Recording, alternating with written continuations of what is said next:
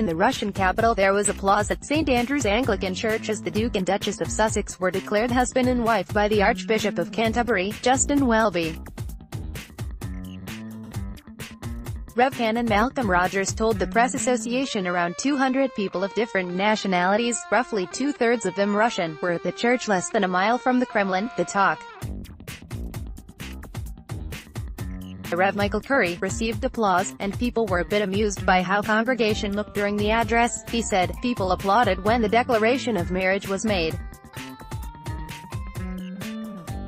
It's really quite special to watch service in a church setting with Brits, US citizens, Russians and people from around the world. In the current tensions, especially here in Moscow, it is a great thing to bring us together."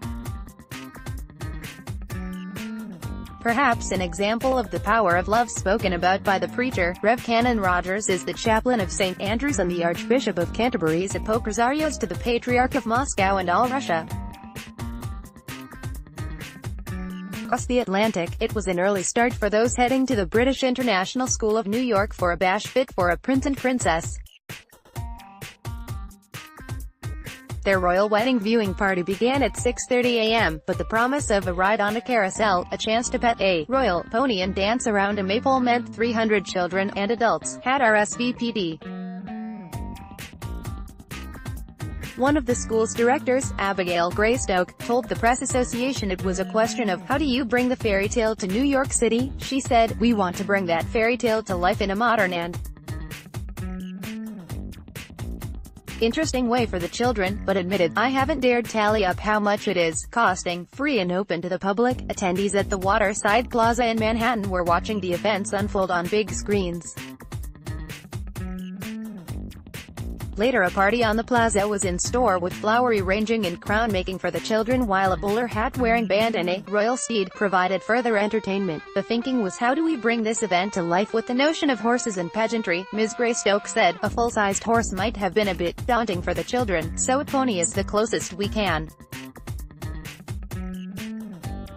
get to a royal steed in Manhattan. Unfortunately we've got some very British weather, but it's better Harry and Meghan got the sunshine than us. We've got 80 Union Jack umbrellas, so there will be splash of red, white and blue." Nearly 5,600 miles away from Windsor, in South Africa, organizers of a party for up to 5,000 people were putting the finishing touches to the decorations ahead of the ceremony.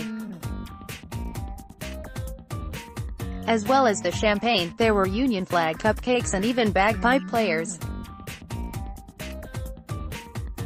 Liz Millward, manager at One Fox in Johannesburg, told the Press Association, "We are having a royal wedding screening. We have British flags all over the show. According to our Facebook, 9,200 people are interested in joining us today and we can do 5,000. People seem to like them because Harry is a really down-to-earth person, no chip on his shoulder, and Meghan, being an actress, people have seen her on TV and are interested in her." On Harry's passion for the continent, she added, "At least they think about Africa. He has visited here and William has too." Meanwhile, on the island of Ibiza, Stuart and Natalie Beckwith were opening early at the Queen Vic pub in Santa Eulalia. "We've decked the place out with bunting. There are posters on the walls and we've got pimps and lemonade.